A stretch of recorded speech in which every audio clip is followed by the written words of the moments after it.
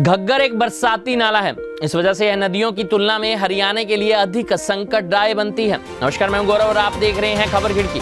हिमाचल प्रदेश के सिरमौर के पहाड़ी इलाके से इसका उद्गम है। शिवालिक पहाड़ियों से यह नदी कालका से हरियाणा में प्रवेश करती है। इसके बाद पंजाब के मोहाली से अंबाला, पटियाला, कैथल, संगरूर, फतेहाबाद, मानसा, सिरसा, हनुमानगढ़ और अनूपगढ़ से होते हुए पाकिस्तान तक जाती है। करीब 320 किलोमीटर लंबी घग्गर नदी की समुद्र तल से ऊंचाई 1970 मीटर है।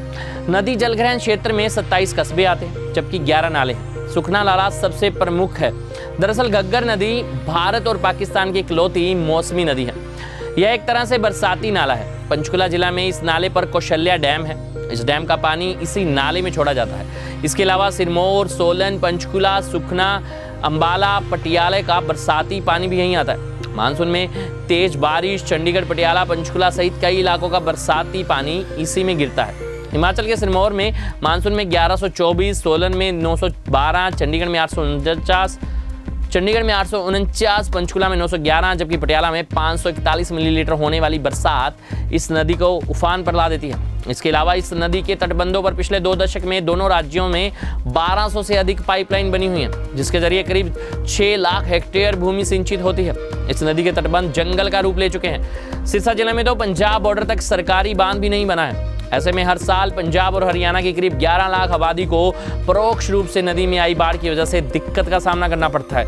इस नदी में पहली बार 1852 में बाढ़ आई थी।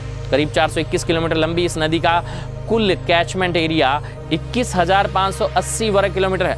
तीनों ही राज्यों में नदी के तटबंध कमजोर हैं। नदी में कई नहरें निकाले जाने की योजना खटाई में है। नदी में तटबंधों पर पहाड़ी कीकर व चूहों की बाढ़ की संभावना को बल देते हैं। नदी में साल 1852, साल 1887, 88, 1976, 1981, 84, 88, 1993, 94, 95, 96, 97, 2000, 2001, 2004, 2010 और 2015 में बाढ़ आ चुकी है।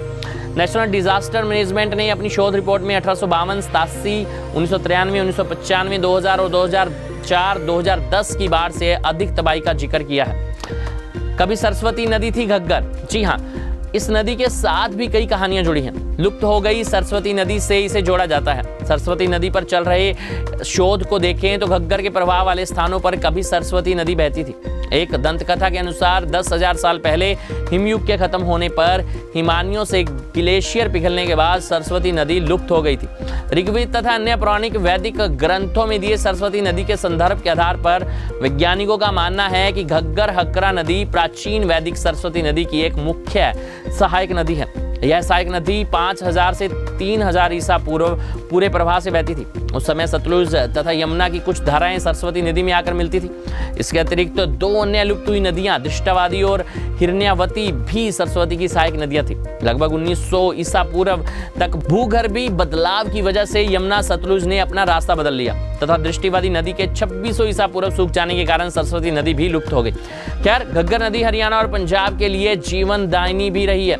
इस नदी के जरिए लाखों हेक्टेयर फसल पकती है। खेत खलिहानों में घग्गर के शिलपुट पानी से उपज अधिक होती है। संकटदायिनी इस नजरिए से यह है कि यह नदी मानसून में उफान पर आ जाती है। पिछले 2 सदियों में यह नदी करीब 17 बार कहर बरपा चुकी है। खैर, इस नदी के कई रूप हैं। हिमाचल में इसका रूप झरने के रूप में है। घग्गर मानसून के दौरान हिमाचल प्रदेश के शिवालिक पहाड़ियों से उतरती है और फिर पंजाब और हरियाणा से गुजरती है। यहाँ से राजस्थान में दाखिल होती है, जहाँ एक द्रोणी में यह तलवाड़ा झील बनाती है। घग्गर नदी की कुछ उपनदियां भी हैं। हरियाणा के अंबाला जिले के छोटे पहाड़ियों वाले इलाके से सरस्वती नदी आती है, जिसका नाम सरस्वती के नाम का बिगड़ा हुआ रूप है। यह पंजाब में शतराना के पास घग्गर में मिल जाती है। सरदुलगढ़ के पास सतलुज नदी की एक छोटी सी धार घग्गर में मिला करती थी, लेकिन अब यह सूख चुकी है। घग्गर नदी की चौड़ाई देखकर लगता है कि यह नदी कभी बहुत ज्यादा बड़ी रही होगी। संभव है कि यह लगभग 10,000 साल पहले हिमयुग के खत्म होने पर हिमालय की कुछ बड़ी हिमानियां ग्लेशियर पिघलने से हुआ होगा। संभव है कि उन दिनों में आगे तक जाकर कच्छ के रन में खाली होती हो।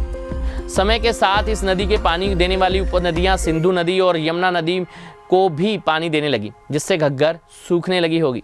यह थी हमारी खास रिपोर्ट।